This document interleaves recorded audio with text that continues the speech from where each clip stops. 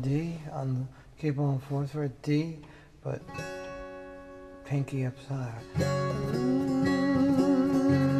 Then the C chord, which is the pinky down. To the G, then the